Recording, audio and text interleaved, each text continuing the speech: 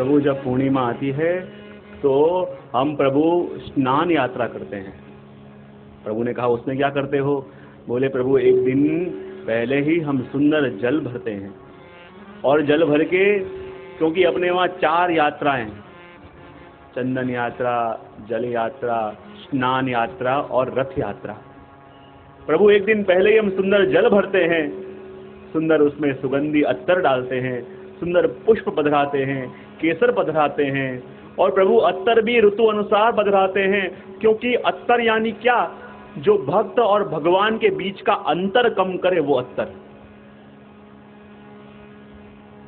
उनकी खुशबू और अपनी खुशबू एक हो जाए, जो भक्त और भगवान के बीच का अंतर दूर करे वो अत्तर। और ऐसा ही अत्तर प्रभु हम सुंदर ऋतु अनुसार उस जल में पधराते हैं। और दूसरे दिन सुबह प्रभु ज्येष्ठा नक्षत्र के अंदर प्रभु आपको जल से स्नान कराते हैं।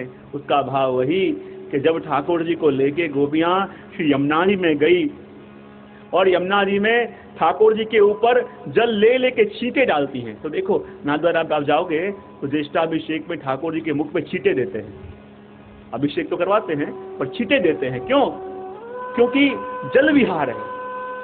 जब गोपीजनों के संग ठाकुर जी यमुना जी में पधारे और गोपियों ने जल ले लेके ठाकुर जी के मुख पे छींटे दिए, ठाकुर जी यहाँ से बचे, कोई गोपी पीछे से छींटे दे, ठाकुर जी इस तरफ जाएं, कोई गोपी पीछे से छींटे दे, और जल से अभिषेक ठाकुर जी को करके ठाकुर जी को ब्रजराज की उपाधि दी।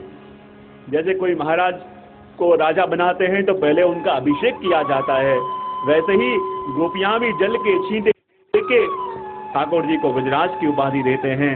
ऐसे ठाकुर जी हम ज्येष्ठाभिषेक के दिन आपका स्नान यात्रा का उत्सव